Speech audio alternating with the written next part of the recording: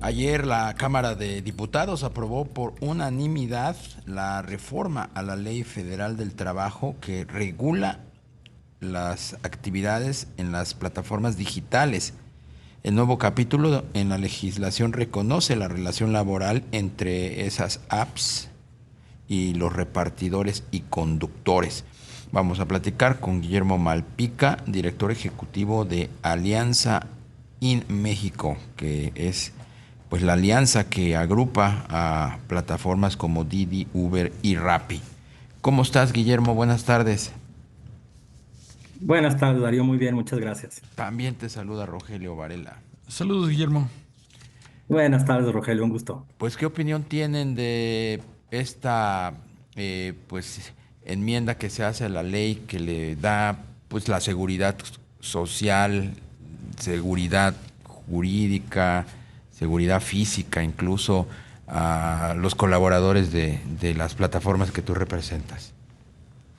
Pues Darío, desde que supimos en la campaña que era una prioridad de la presidenta de la República este tema, buscamos tener contacto con el gabinete que entraría en funciones y tuvimos una serie de reuniones con el secretario, con el equipo del secretario del Trabajo y Previsión Social, en el que pudimos hacer algunas mejoras en el texto original y también pues exponer algunas de las preocupaciones. Varias de ellas quedaron en un texto revisado que fue el que se presentó en el Congreso hace algunos días.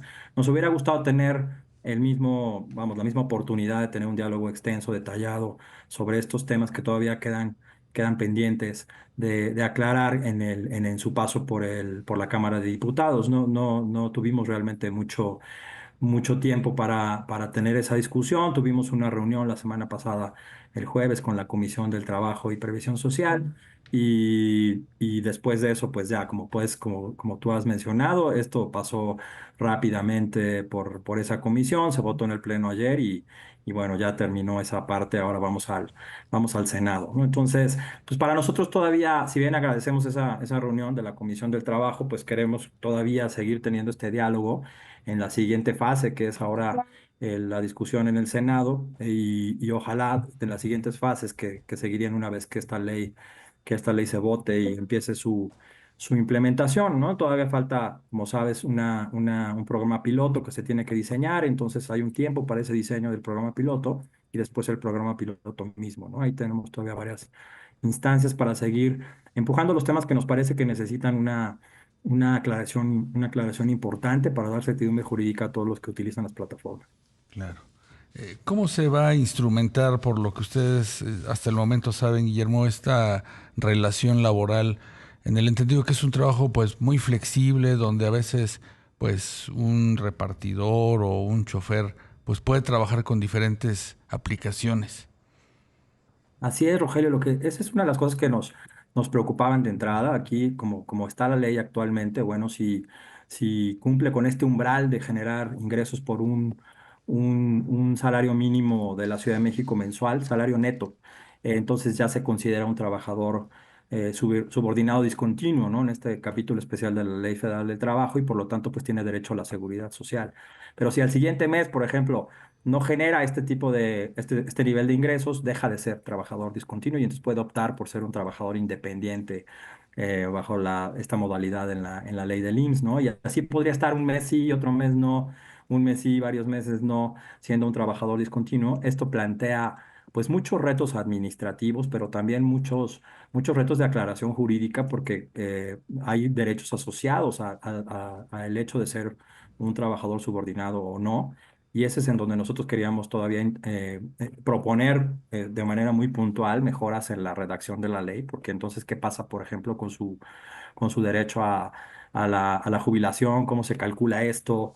O cualquier otro derecho. ¿Qué pasa si tiene un accidente de trabajo? ¿Cómo se calcula eso?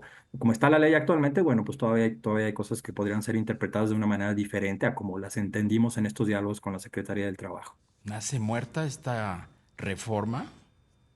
¿Ves tú que Pues vamos sea a ver. operable? Fíjate que hay una cantidad enorme de retos y ahí va a ser muy interesante que podamos seguir participando como industria en las mesas de trabajo que se diseñen a través de la Secretaría del Trabajo, del IMSS, para diseñar los lineamientos del programa piloto. ¿No? Hay un plazo para diseñar estos lineamientos y creo que va a ser fundamental entender precisamente cómo va a estar la operación, ¿no? ¿Qué retos representa en materia de procesos y de sistemas para el propio Instituto Mexicano del Seguro Social, para las plataformas, cómo se va a hacer ese cálculo mes con mes, qué tanto implica para el propio sistema de seguridad social de nuestro país. Creo que va a ser muy interesante y técnicamente muy complejo y queremos estar también en esa mesa. Guillermo, normalmente pues las cuotas que se pagan al IMSS van en función pues de los ingresos que puede tener un trabajador, que por supuesto los que se reportan, ¿verdad? Y en este sentido, ¿cómo poder aterrizar esta parte cuando pues son ingresos variables los de un trabajador de aplicaciones?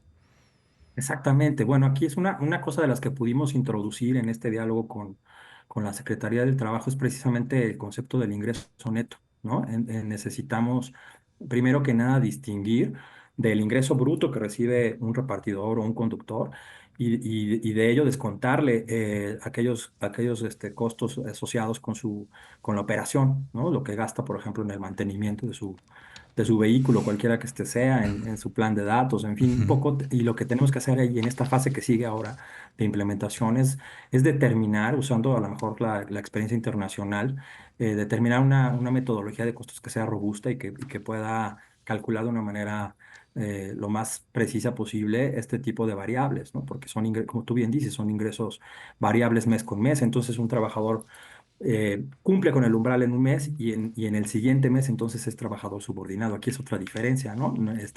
Tú tienes el derecho a la seguridad social después que ya generas estos ingresos, ¿no? Y puede ser que al siguiente mes ya no lo logres y entonces tienen que darte de baja ya no eres trabajador subordinado en el siguiente mes.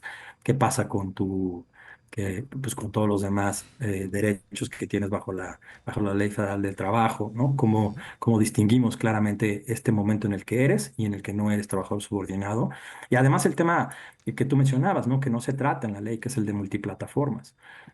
Además el tema de que tampoco se trata en la ley, de qué pasa con las personas que operan con un vehículo que no es suyo, ¿no? El tema de las flotillas. Entonces todavía hay muchas preguntas en la mesa y creo que necesitamos estar Ya. pues abiertos a este diálogo. Ojalá podamos reanudar, reforzar el diálogo que tuvimos con la Secretaría del Trabajo y que podamos tenerlo ahora en la fase del Senado y que lo podamos tener en las siguientes fases.